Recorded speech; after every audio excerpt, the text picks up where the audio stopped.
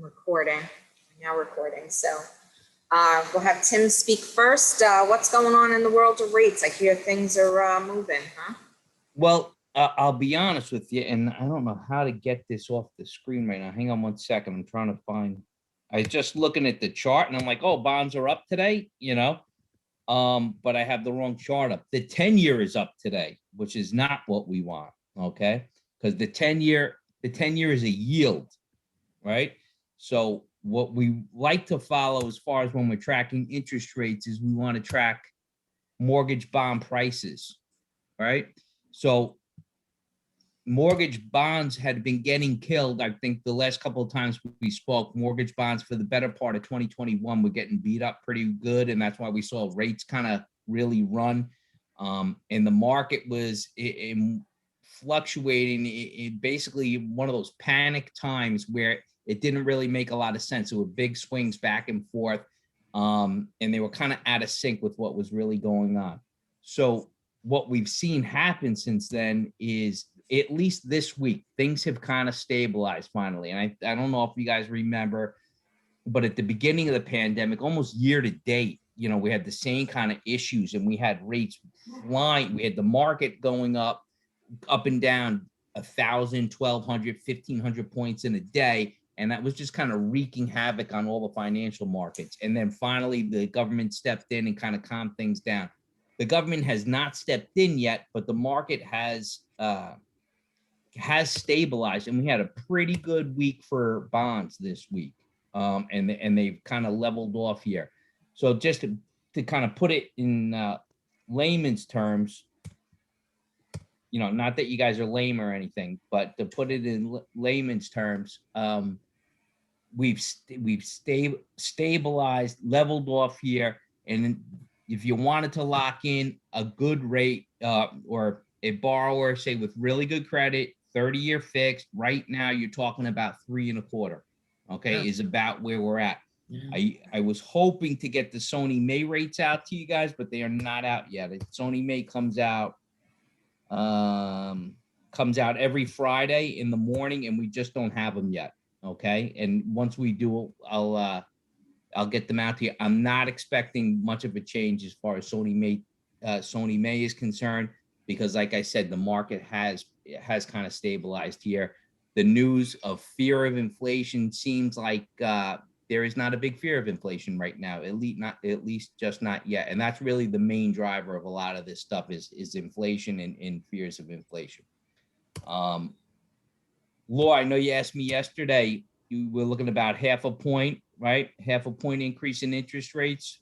Right, and I know it depends on the mortgage amount and all that. So just so you know where I was coming from, I had a marketing meeting yesterday, and that was kind of like a buyer tip, that we were going with, for we said every quarter of a point, they lose $10,000. That was the something like that, yeah. Given from Bruce. So.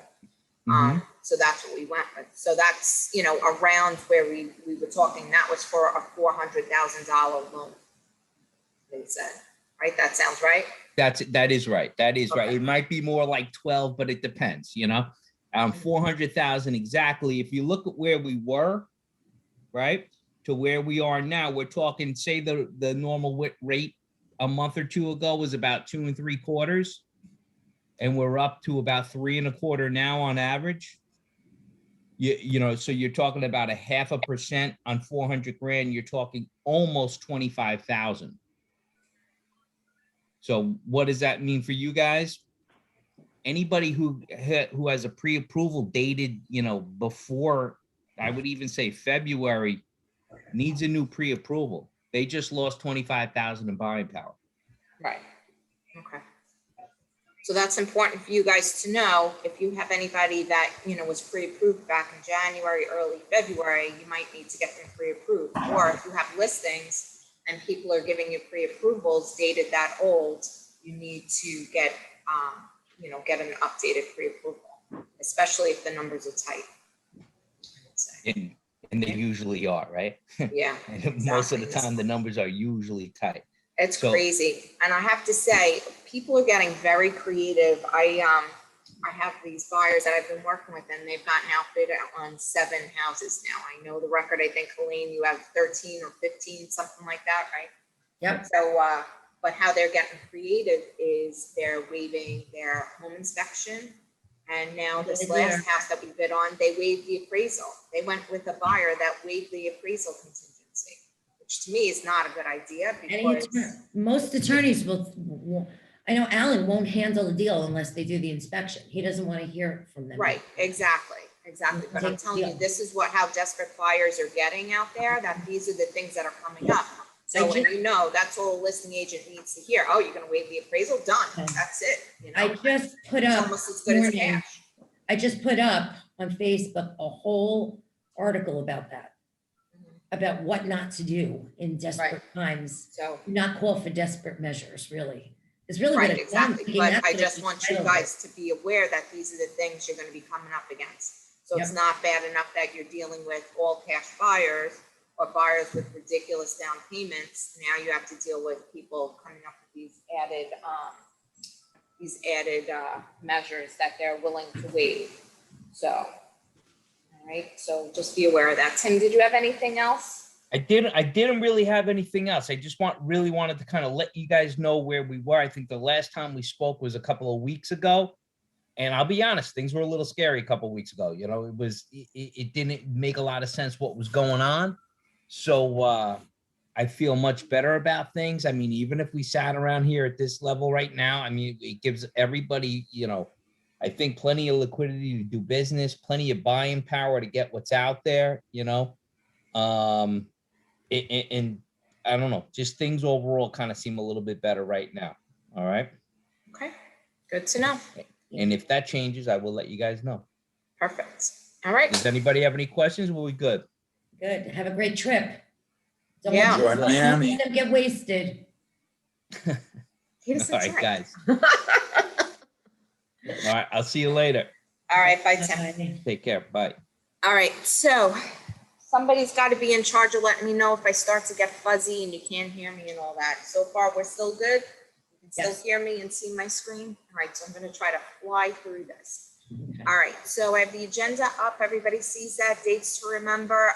Deb is starting her next round of Soaring to Success, and this will be an evening session. So I know for my part-time agents, sometimes, you know, the day classes are tough. So she's starting an evening session Thursday, April 26th. It'll be 10 weeks. It finishes around the end of June, 6:30 to 8:30. So for my new agents, I highly, highly, highly recommend taking her class.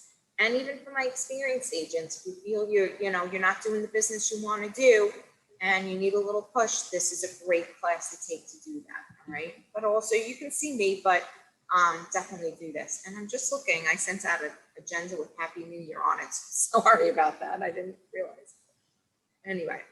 All right. March numbers. Our numbers are looking pretty good. So far, we've taken 8 listings this month. So congratulations. You know, that's a great number considering things have been very tight with listings. Written, we're doing fantastic. So far, we've put 14 deals in contract. GCI a little over 205. So that beat our goal. See, our goal here is every month we need to close over $166,000 in GCI.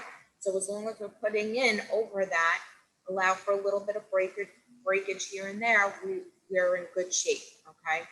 And for sales, we closed 12 deals so far, and we still have another week to go, and we're over that 166 number at 228. So right now, year to date, we are above where we need to be, which is good. That's fantastic. So if we stick on this pace, we're gonna blow away our goal of $2 million. So kudos to you guys. Keep up the good work, all right? You just gotta keep pushing and pushing. Now that the good weather's coming finally, you know, you guys should be out there with your Popeyes and, you know, whatever. I think people will be a little more receptive, you know, if they see people outside now, you know, as long as you're, you know, COVID requirements, you know, yes and no maybe, but, you know, this is the time where people are out there and they're getting their lawns ready, they're gardening, you know, all of that. So, you know, definitely get out there and meet people, right? You need to meet people to be successful in this business, okay? So, you know, our GCI year to date is phenomenal, almost 650,000. So I'm very pleased with that. All right. So I'm gonna skip over one for right now because that's the meat and potatoes of today's meeting. Reminder, testers are out there in full force. All right. So you guys better be behaving. All right. Remember, somebody calls you and says, I want to live in a good area. That should be a radar right there. You know, that's probably a tester. Where do you think I should live? Where is a good area? You cannot answer those questions. They need to tell you where you need to be. All right. I'm still getting a lot of questions about rentals and whether or not Section 8 is allowed. Basically, you have to show everything to everyone. Okay. And then it's up to the landlord whether they take them. But you need to be able to show and present, you know, an application on everything to anyone. Okay. So don't get into trouble like that by saying, oh, the landlord doesn't, because if somebody tells you, a stupid agent tells you, or the landlord's not taking Section 8, and then you now go relay that to your tenant, guess what? You just violated the law just as much as they're doing, right? So that's a no-no. Any questions, please see me, all right? I have independent contractor and fair housing docs on here again because I'm still waiting on a lot of them. I talked about this the last meeting and I got none back. So my offenders are not on this call, but you know, hopefully with the recording, you got whoever's watching this recording, get me your fair housing and independent contractor agreements, please. Okay, so today we're going to talk about MLS rules. The reason why is because we are getting pounded with fines. Stratus One Key is back on the warpath, and they are checking every little thing possible. So everybody knows you can find, if you go to the info center page of Stratus or One Key, down here, there's an automatic fines and the MLS rules. We're going to go to the MLS rules, and I'm going to highlight some of the new ones, the ones that we've been getting killed on with fines. Okay, so we go in here, One Key, MLS rules and regulations, and I know this is exciting stuff today, but it's important.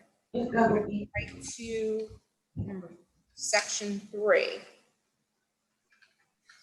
2 seconds because I have it printed out here. I should have really put little flags, but all right. So we're going to go down to section 3.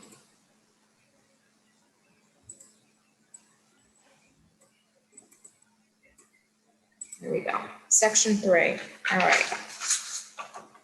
So first thing I want to highlight is mandatory entry of listings. Okay. Participants shall enter into the MLS database before midnight of the day after the listing date. Okay. That's here, 302.1. Okay.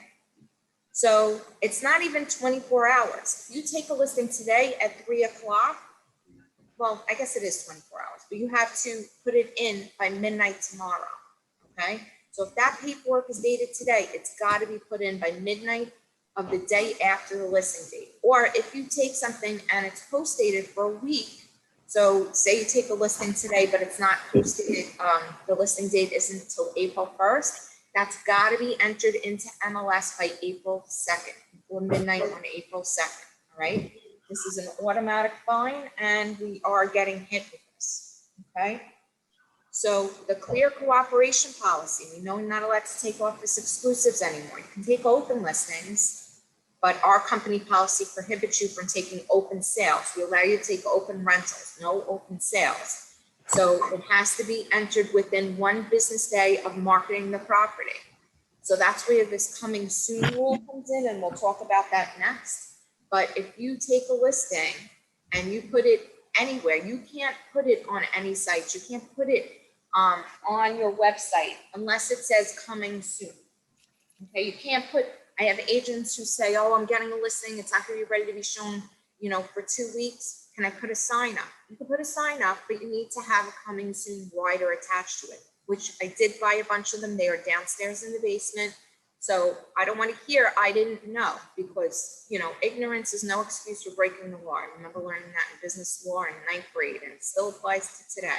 They don't want to hear I don't know. We can contest them, try to contest the fines. Some of them we, you know, have been successful with, but some of them we're not. So we need to make sure that You go to the store, the rice carts. okay. So in order to, if you have a listing, it needs to be out and available for all agents to see within 1 business day. Okay, anyone have any questions on that? Okay, so that's where the coming soon comes in. You could put a property on coming soon for up to 14 days. All right, so if you have one of those, homeowners like, oh, I want to spruce up a little bit, I need to get rid of stuff, or whatever, we always want to take the listing as soon as we can. We need to get that, that paperwork signed, as soon as possible to lock them in. But we understand it takes time to market the property, to get it up and ready, and in this market, people are, chomping at the bit to get in.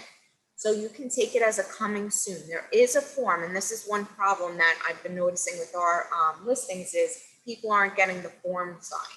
There is on the listing paperwork, there's a section that says coming soon, and you can put it on there for 2 weeks, but you also need that form signed.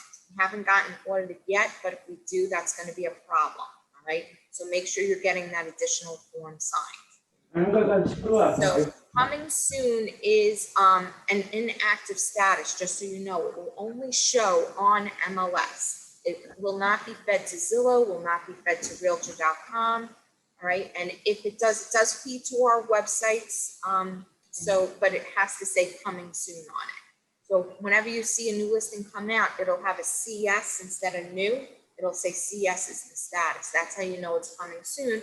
And you go down to the bottom of the listing and it'll say an on the market date. That's when it will be available to be shown. Okay. So if you have one of those homeowners who doesn't want anything to be shown right away, you can take it as a coming soon listing. That will allow you to build up the momentum on it, but you cannot show it. Now that means you can't show it. Nobody in the office can show it. So if that members of MLS can't show it, nobody else can show it either. Right? Make sure you guys understand that. So that goes into here, the 14-day maximum time period of the listing that we spoke about.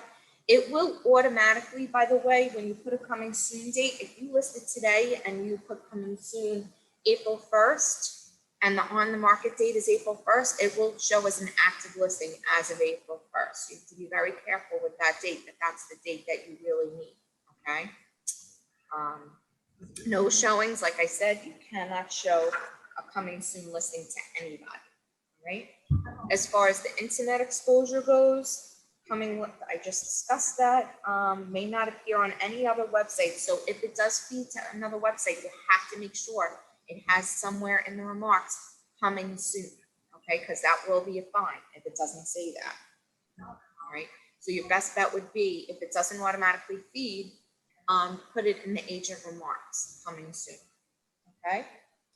I talked about placing a sign, MLS listing agreements. Okay, so MLS listing agreements, this says 303 against it. MLS listing agreements that have been entered into MLS database shall be submitted to MLS before midnight the day after they were entered. So that's what we discussed. Now, with new 1P, there's supposed to be an area where we can submit the paperwork. To my knowledge, that's not happening yet. I don't know where it's going, but be prepared. So our process is, when you guys take a listing, what's step number 1? You start a loop, right? Start a loop and dot loop. Very simple. No matter how experienced you are with dot loop, everybody on this call or in the office should at least know how to start a loop. If you don't, come see me, I will help you. All right. Hopefully you're getting the paperwork signed, with e-signature, but if not, if you're still into using paper, that's fine. Give the paperwork to the front desk and scan it in. This is very important. We have a listing right now where, the front desk has no showing instructions. And in this market, you don't want to be doing that, because if you can't show property for 3 days, then you're going to get fined. It's supposed to be temporarily off the market, which we're going to say. So, if somebody calls the front desk and they say, I want to show ABC listing, and the front desk says, oh, I don't have showing instructions on that. And I call call the listing agent, which is what they're instructed to do. They're going to tell them to call you directly if we don't have the showing instructions. And then you don't get back to them for whatever reason, and it happens for 3 days, guess what? That could be MLS. If that agent goes and complains to MLS, you're getting fines, all right? Because it's supposed to be, if they can't get into that property in the first 2 days that it's listed, then it's gonna be a fine, all right? Because on day 3, it should be in a temporarily off the market status, all right? So make sure we have the paperwork to avoid any issues.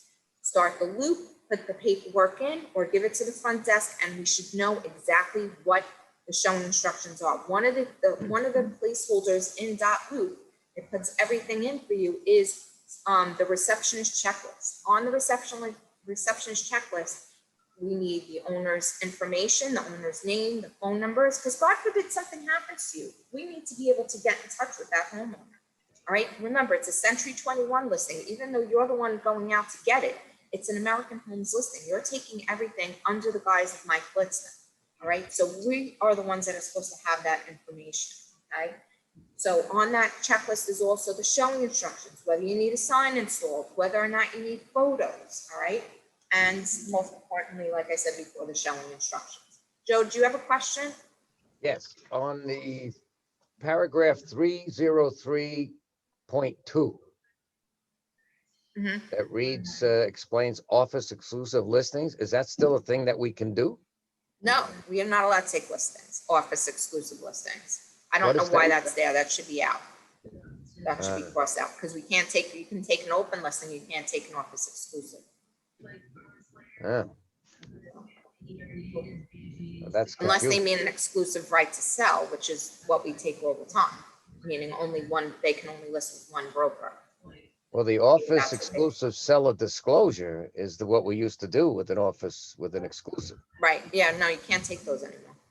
With the Ah. clear cooperation policy. Sometimes they have to rewrite these policies. Be right because back, they'll come out Nancy. with a rule that contradicts one of their other rules, like with the Be right temporarily off the market status. If you can't show it, you aren't allowed to put something on MLS if it couldn't be shown right away. But now, if you know that something's gonna be coming soon, it's an off the market status.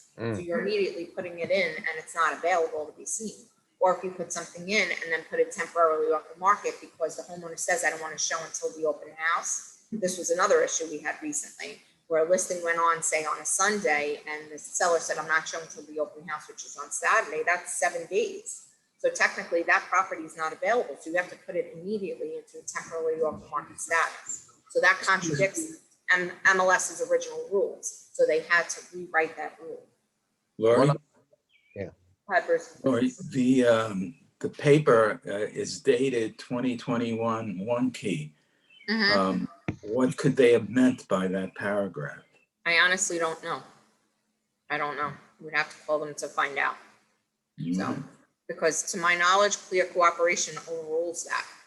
You're not supposed to, we're not allowed to take office exclusive, so. I don't see why that would even be in there. I have a specific question for you on a situation. Okay, All right, so I think I know the answer to this, but I take a list, I take signatures at a house mhm, to get all the signatures and get all the paperwork authorized. And on the bottom where the dates are, that's where I write the date. It's not going to be ready to do anything with. It could be 6 months or 8 months. I took the listing for 2 years. She has a whole lot of hoops to jump through before that's going to be even close to being shown. I think you and I talked about this one in Franklin Square. mhm. So there's not, I did the dot loop with it, and it's just in waiting. That's Right, not, but you don't have a start for the listing date for it. No, What they mean none of by that. entered into it is what the listing date, the start for the listing date, not the Right. date, because you can take a listing dated Yeah, I'm 6 taking months, 2 years in advance, that's fine. But it's the date of the listing. so So, to be but you clear, I'm can't taking, show that to anybody, and you're not Nothing. allowed to advertise it unless you say coming soon. right, And coming soon can only be for 2 weeks. So if you know you're not gonna list that for 6 months, you can't advertise it then. exactly right. So I mean, my go-to is always to get the signatures. Right, Get the signatures and then deal with whatever they have coming up in the future. right, exactly. All right. Exactly. All right. That's not All right. fineable, right? There's no way to get a fine for that. No, there's no way, because they don't know about it. It's not anywhere. You're not advertising it anywhere. Once you start advertising it, if you go now put that on your website and say, I have a listing that's coming Nah, soon. yeah. Franklin Square, then you're now giving a red flag and people are gonna start looking for it. What this is meant to do, it's meant to make the playing field a little easier for the MLS participants, basically. We know there's, people that still play games and get around the rules, but that was what all this was meant to be, is to avoid the pocket listing and, the people that always try to sell things themselves and nobody else could ever get into the listings and didn't have a chance, because who are they hurting? They're hurting the consumer who really wants to buy that house, but they can't because they're not working directly with the listing agent. That's the problem. So that's what this was all meant to prevent. So, but Yeah. if you're not advertising it to anybody, then it's not an issue. Yeah, Lori?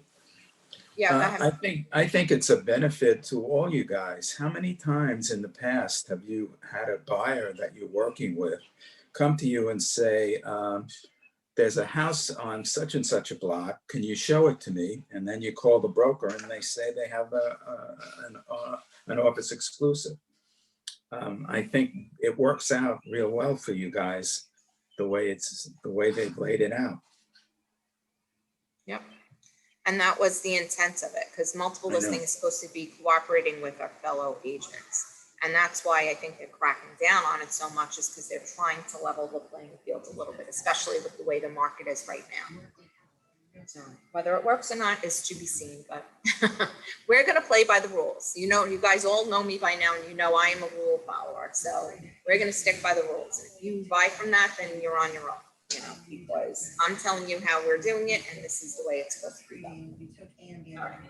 So now this one I laugh at, the proper use of data fields, because I know when I first started, we used to put, it was a buyer's market when I started back in 2006, 2007.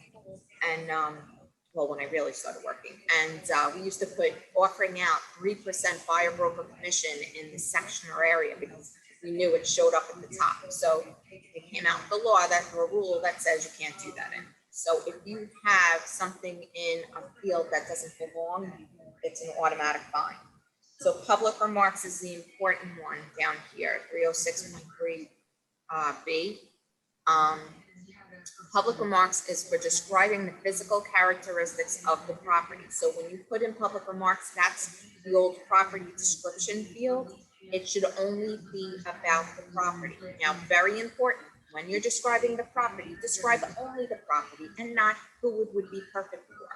I go in and I try to, when I know you guys are getting a listing, I try to go in every day and check to see, do we have any new listings? But, some agents come to me beforehand and say, can you review this, make sure I'm not doing anything wrong before they hit the submit button, which is fine. But some agents don't, and I don't even know when they're putting in a listing.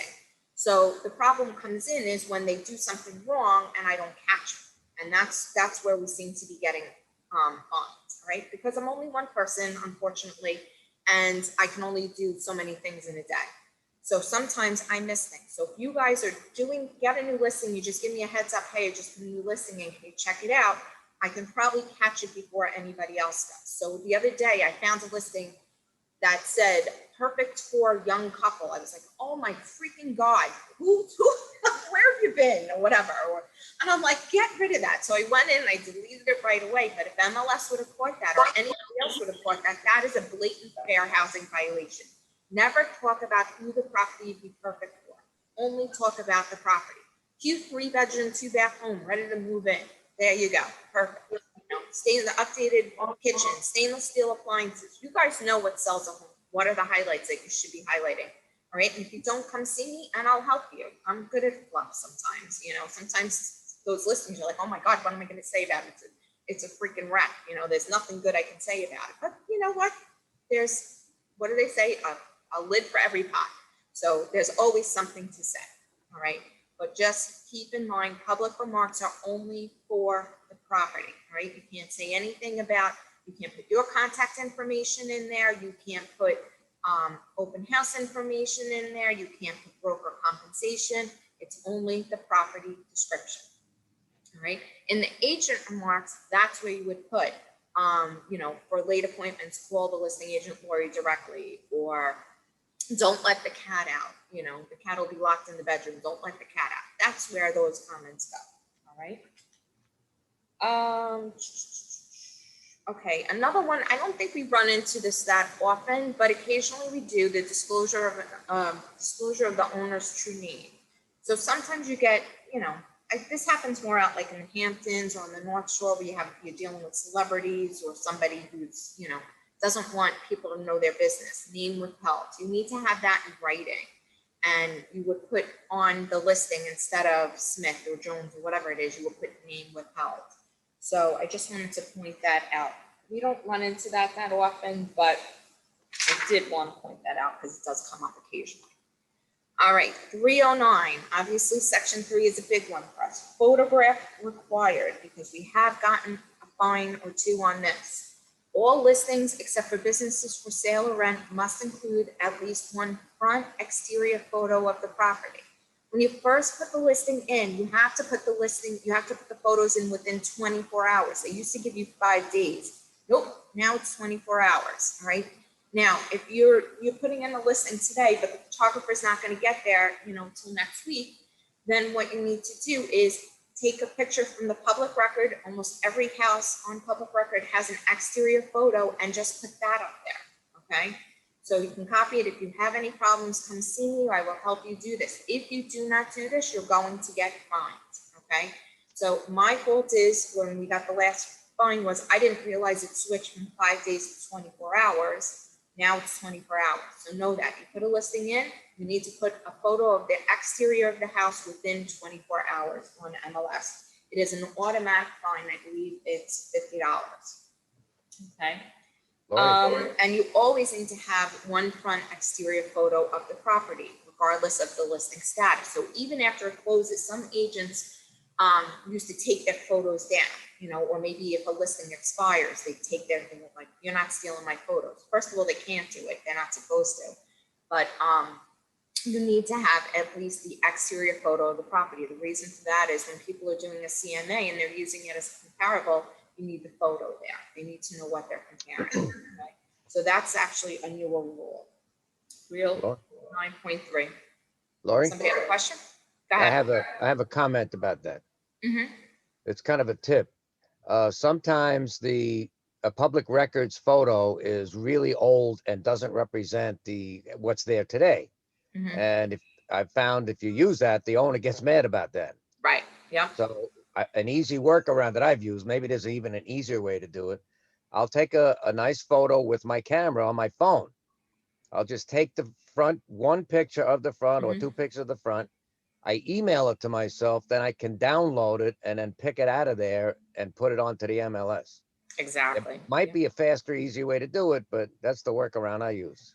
No, I think that's a great point, Joe, because, we talk about this a little bit when we talk about listing properties. Is one of the things I always tell you is when you're talking to the person on the phone, you try to get as much information as possible. So if you're sitting there and you have the public record in front of you and they're telling you they have a 5-bedroom, 3-bath, all updated colonial, and you're staring at a cape on public records, you need to go drive by that property. You should always, before you do a CMA, if possible, drive by the property to make sure the comps that you're pulling represent the house. So I think Joe's idea of, you're going by it before the CMA anyway, take a quick picture. You can use that in your CMA, and then you can use that when you list the property until the photographer can get there, okay?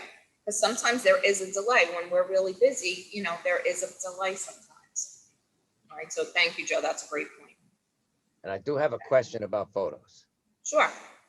All right, after closing, the buyer is in their new house, and weeks, sometimes months later, I get a call from either their agent or themselves asking me to remove the pictures from Zillow from the interior of their new home. There's nothing we could do about that. You got to try to call Zillow directly. I get a lot of questions like that where buyers are like, I don't want people knowing the inside of what my home looks like. But as you can see here, one of the things MLS did is once the listing is no longer active, the photos can't be deleted. You don't have the option to do it. So if you're going to take the photos down before you have to do it before you close it. All right. But you must leave the exterior photo. All right. So we did have a problem with this. I think because Doreen had a buyer who 6 months later came back and said, these photos are showing all over the place I need to take them down. In that case, because we're no longer feeding, our site's no longer feeding to the other sites, you'd have to call each individual sites, you know, Oh, to see if geez. they can take it down, and it's a nightmare. So, you know, might be, you know, you could try, but it doesn't always work if you take it down afterwards, because the problem is the feed is now shut off. Once the Right. system sees it, you know, sees it's closed, it stops feeding out to all those other sites. So And we have no, I went into Zillow to try to do it myself, and seeing as that it's new owner there, I was not able to have access. yeah, we don't have access to them anymore, because we don't even feed directly to Zillow anymore. It comes from MLS, it goes to MLS. So, because we used to, as a company, feed directly from Century 21, from Dash. I can't even update it there because nothing feeds from Dash anymore. Everything feeds from MLS. So, and you know what? And they do have problems. I had an issue with one of the agents. Their open house information was showing incorrectly. So, and it was on Redfin, not Yeah. even a site that we monitor. It's another agency's listing. So I put in a ticket and and they didn't get back to me until after the open house. And it turned out they said that the system was messed up because of daylight savings time. So there was Gotcha. nothing I could do about it. So technology is great until it doesn't work, right? All right, so extensions. The listing may be extended for up to 30 days after its expiration, with only a duly signed extension form. I get this question every now and then. So this is something kind of new where, you know, you take a listing and it expires, right? But then the buyer, you know, we have that clause in our listing contract that says if the buyer comes back within 180 days, the seller still agrees to pay us our commission. So in that case, if you're starting to work on a deal, you may extend the listing, okay? But you can only do it for up to 30 days after the expiration. On the 31st day, so if the listing expired, say, February 28th, and on March 30th, you want to put that listing back on, it's too late. You have to get all new paperwork signed, all right? So that's a change, because we used to be able to just use the reported change and then extend it in MLS after a certain period of time. They shut that off, that after 30 days, you need new paperwork, all right? So that only deals with expired listings for extensions, okay? The other thing is we used to have, some people would take listings and, you know, maybe they took it off for a while and they want to put it back up, but they want to put it with a new ML number. You need to use the original listing date now. I don't know where that is in here. Oh, yeah, it's 310.6 right here.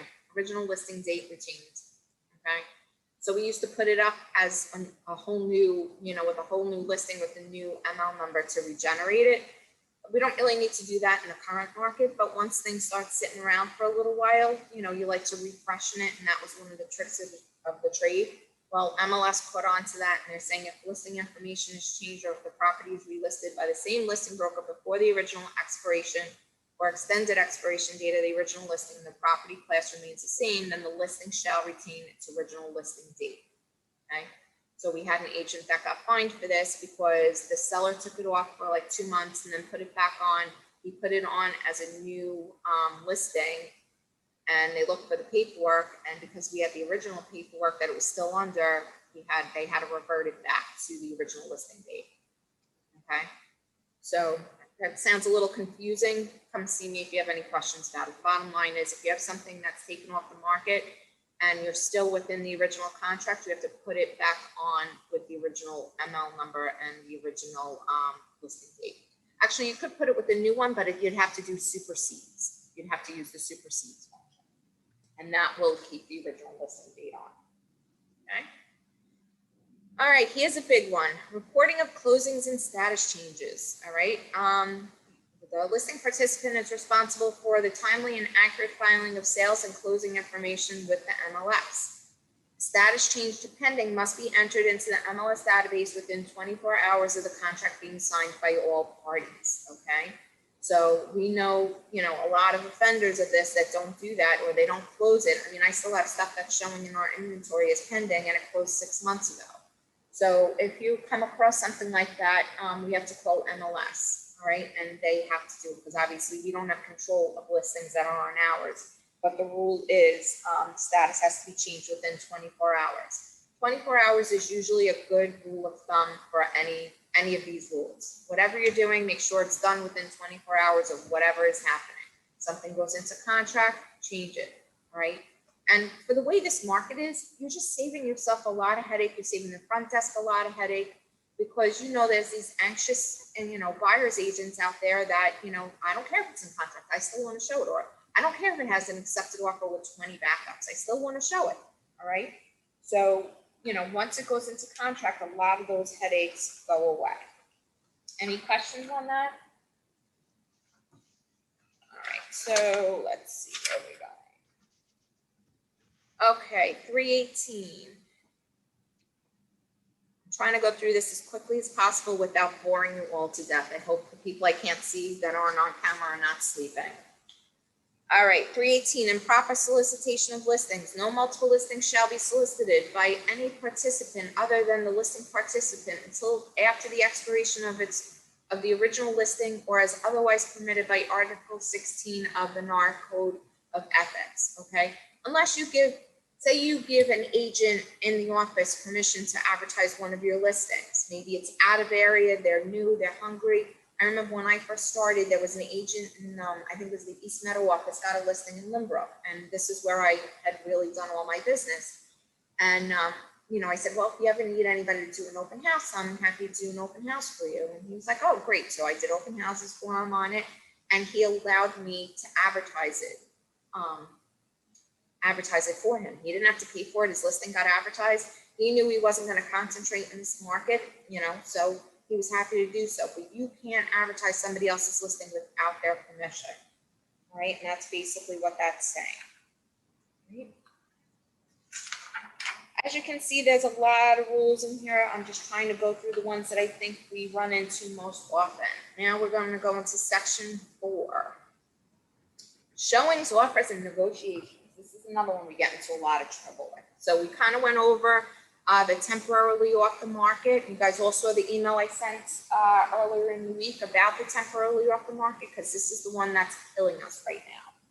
All right, 404.3, temporarily off the market. The listing cannot be shown for 3 or more days. Its status must be changed to temporarily off the market, which is not an active status. This includes listings where there is an acceptable offer, no more showings, or there are no showings for any other reason unless the listing is pending, sold, canceled, or withdrawn. All right. So you take a listing today and they say, I'm not going to show until the open house on Sunday. That's only 2 days. That's fine. No problem. But if they say, I'm not starting to show till Monday, temporarily off the market. As soon as it goes from 2 days to 3 days, it has to be temporarily off the market. Now, the one change is in the old regime, temporarily off the market could only be for 10 days. After 10 days, you had to withdraw it. Right now, there's no limit to temporarily off the market. It can be there forever. Okay, so that's something different. Okay, 404.5. This is a big one. I have this starred, okay, as an issue. Any instructions by an owner to listing broker restricting showing or access to a property must be in writing and signed by the owner. I know we're not doing this, all right? So the owner just saying, I don't want to show until whatever, or we know that if there's an acceptable offer, no more showings, that we have to have in writing. You guys are pretty good about that. If there's, first accepted, no more shows, we need to have a letter on file, and the front desk has to have, you can't have it sitting, oh, I have it in my phone. The front desk needs to have access to it, because if somebody calls the front desk and says, what is the status of 123 Main Street? And they say, oh, it's a first accepted, no more showings letter on file. And they say, all right, can you send me a copy of the letter? They need to be able to do so immediately. All right. So if you get a listing where there's an acceptable offer and then the seller no longer wishes to show, you better give that letter to the front desk. Okay. And for any other reason, say they're taking, they're, I don't know, what's another reason why somebody wouldn't show?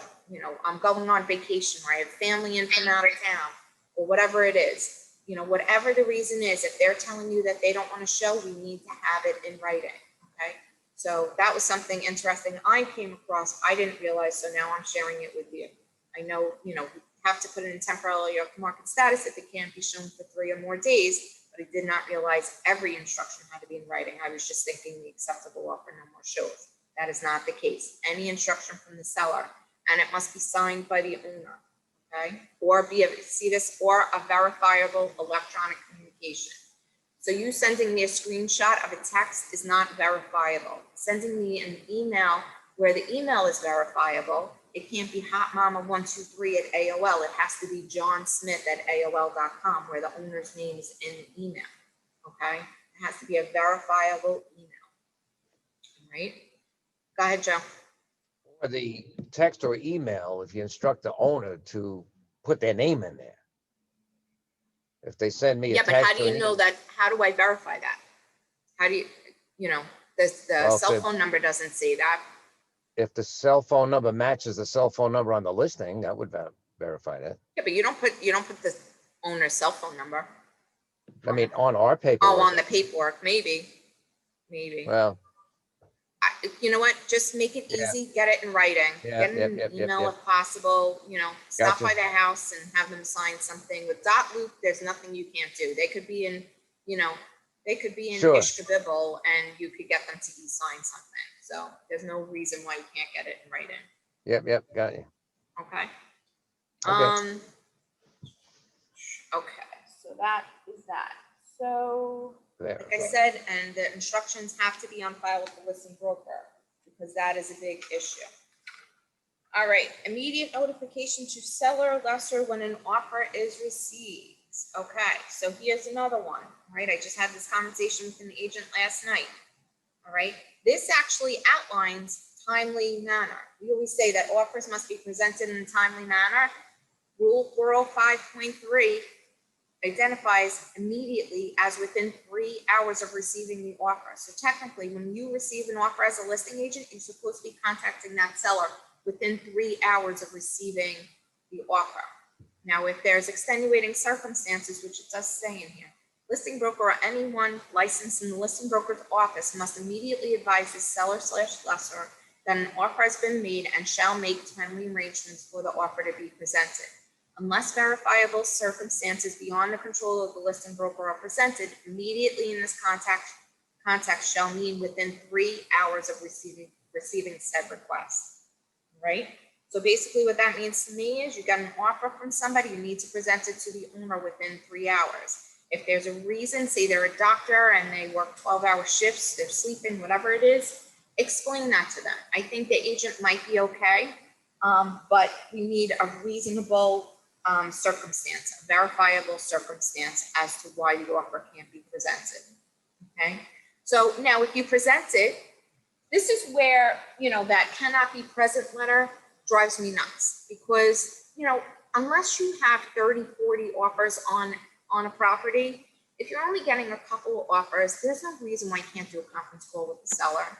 It avoids all notions of impropriety.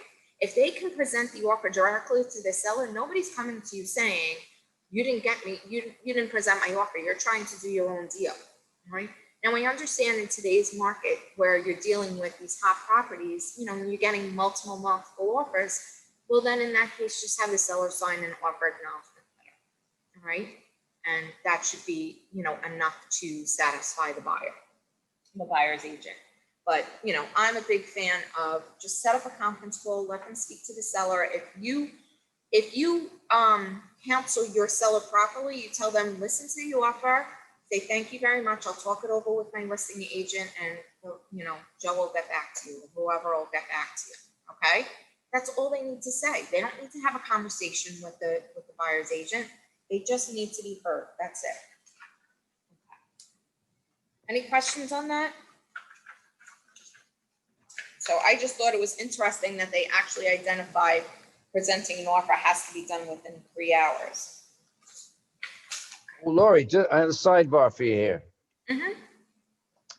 Just as a interesting point, I've learned over the past few years that when I treat the cooperating broker, the agent that has offers, multiple, whatever the situation is, when I treat them with respect and acknowledge their hard work, it's so much smoother and easier to work with everybody when they don't feel that I'm trying to cheat them in some way. Mhm. And exactly. I have that conversation with every agent as soon as they call in with an offer for one of my properties, and they're all very competitive bidding. Mhm. I have a really nice conversation with them and let them know everybody's on a level playing field, Mhm. and their interests will be presented in its full light. If you have any changes, you let me know immediately, or relay it to the agent, to the owner. If there's any time you want to speak to the owner directly, we'll try to hook up a call. Mhm. And they all, but every single agent I've treated like that, and I have a conversation like that, they're so much smoother. Even when they don't get the deal, they're not all angry with me and think that I did something underhanded. Right, It just exactly. makes life easy, more peaceful for everybody, I think. Right, exactly. And you have to remember, real estate is a small world. We bump into the same agents over and over again, and it doesn't matter because people spreading out, so just remember, if you do the right thing, people are going to remember that. Okay. And we all have to work together. This is a hard enough business without taking each other down. So granted, there are people out there that don't do the right thing, but you know what? You're Century 21 American Homes and you're being taught to do the right thing. So do it and you'll be respected for it. It'll show that you're professional, and it's going to ultimately wind up in more deals because people are going to like the way that you work and want to do more business with you. I'm a firm believer in, if you do the right thing, it comes back to you. It Okay? doesn't have to be adversarial. That's what I'm saying. Right, exactly, exactly.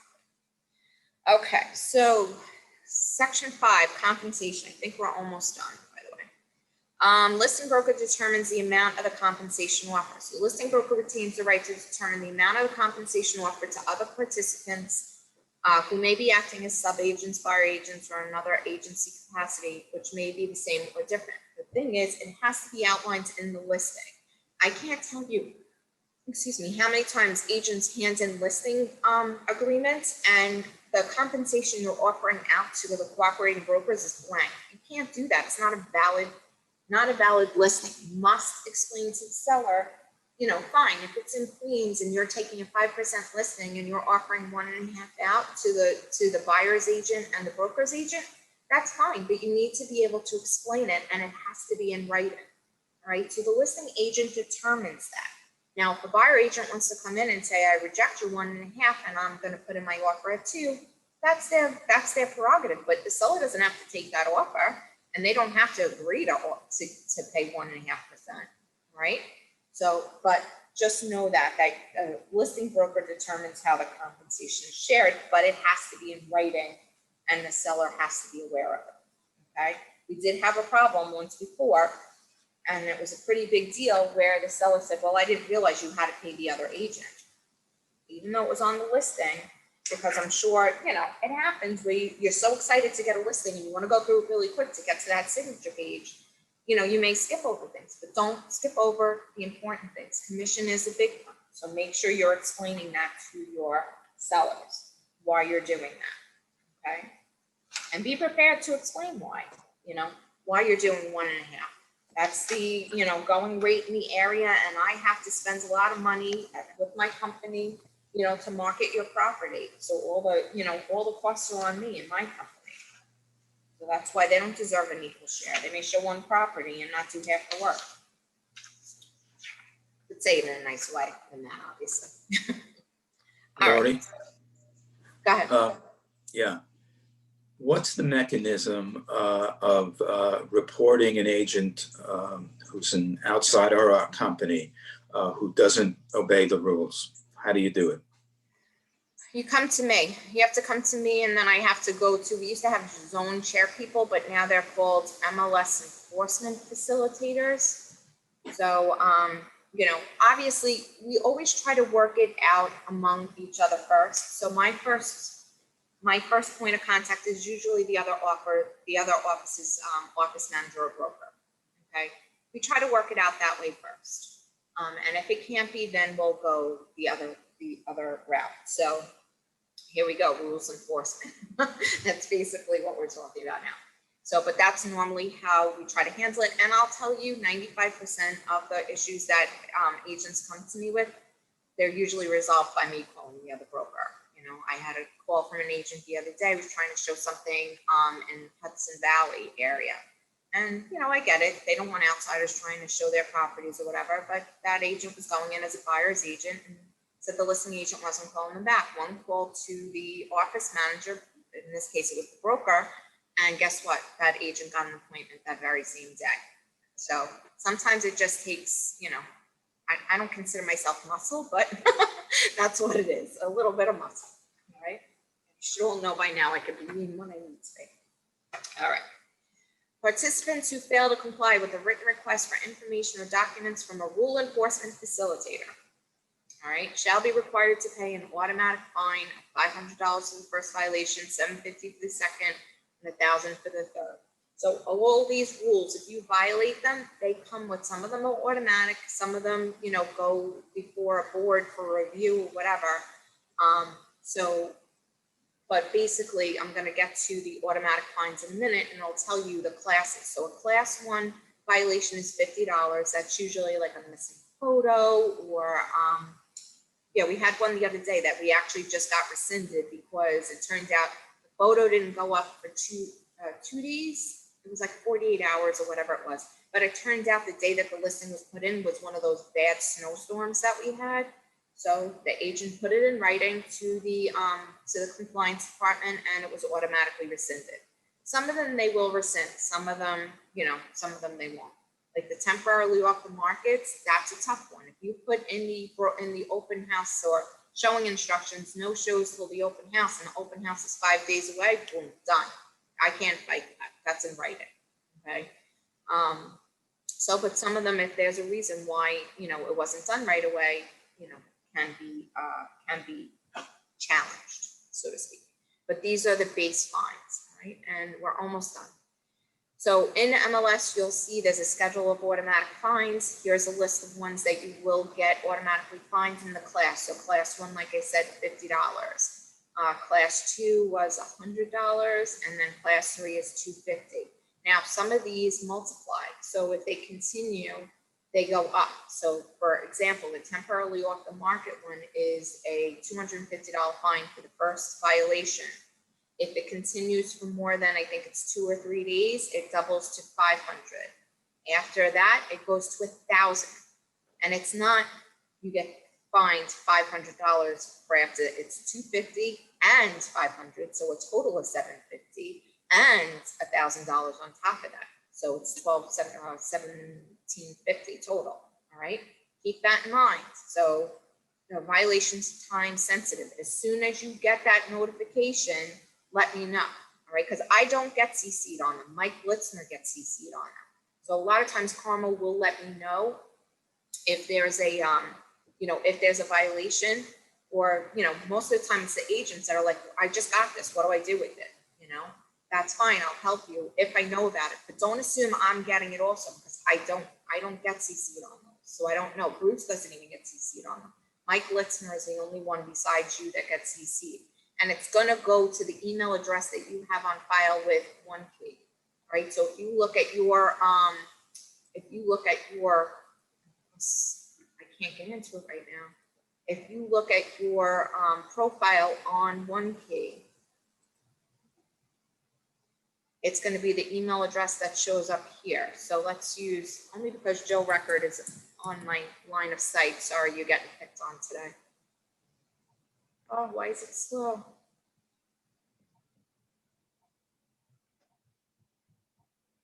I might have timed out on MLS. Anyway, look at your OneKey profile, and I'm assuming Joe's is his Gmail, his joerecord@gmail.com, not his jrecord@c21amhomes.com. That's where it's going to go. Here you go. Yep, joerecord48@gmail.com. So if Joe's going to get a fine notification, this is where it's going, because that's the email that OneKey has on file for him, right? So if you didn't get the notification, it may wind up in your spam. It's a possibility, but that we can fight, okay? All right, so let me go back here to MLS rules. Here was it? Sorry, that stupid drop down for Zoom keeps getting in the way. I can't get in. Okay. All right, so these, make sure you're familiar with them. The clear cooperation policy, okay? That's, it doesn't have a class on it, but it's a note 4, which is The automatic fine for violation of the clear cooperation policy is $2,500 plus $100 a day. All right, so if you put something on that's technically in coming soon, and you have a sign out front and you don't have the coming soon rider on it, and somebody decides to turn you in, you're getting fined $2,500 plus $100 a day until you put that coming soon rider on. Okay? If you put a listing in and it doesn't have that coming soon status, it's going to be an automatic fine. Okay? So be careful of these. Some of these are pretty hefty, and everybody's hurting for money right now, so they're going to go after you with guns blazing. All right? So that's basically it in a nutshell. I think you covered enough for your heads exploding right now. But this is important stuff. You guys need to know this, all right? You need to be aware of what the rules are, because if you violate them, it's going to cost you a lot of money, you know? And the problem is, it's not enough that I read in there, but I didn't highlight it to you guys, is it could be a problem if we get more than 5 in a 12-month period. We could be brought before a review committee, you know, which I don't know if that means revocation or suspension of license or whatever. But if they show that people are constantly violating the rules, you could be brought before a panel, you know, and your license possibly could be suspended, right? And it's within a 12-month period is what triggers it, right? So be very careful. Like I said, if we abide by the rules that you put the listing in, give me a heads up that you put a listing in. You know, I try to check every day, but, you know, sometimes things, you know, get by me. If I'm, you know, running around busy, you know, you guys see how it is. I sit at my desk, and the second I sit down, and I'm, you know, bombarded by 3 people. So, you know, sometimes things get away from me. So if you guys just give me the heads up that I'm putting in a new listing, I'll go in and I'll check it. You know, if you dot loop in there, I can check your paperwork. I'll check the listing. We'll make sure you have a sign. We'll make sure you have a photo. Let the front desk do what they're trained to do. But if you don't give them the information, you don't give me the heads up, then we don't know to do that. All right? It just makes things flow a lot easier. All right, any questions? I did it in an hour. I'm impressed. Good job. You're impressed, but I'm impressed. That was a lot of material to cover in an hour. Good job. Good job. All right, so the sun is coming out. It's supposed to be like almost 80 degrees today. So you guys better be knocking on some doors today. It's a beautiful day. Go meet some people. Even if it's playing Frisbee in the park, I don't care. Okay. Go sell a house. Yep. Bye, everybody. Bye-bye. Bye-bye. Have a good day.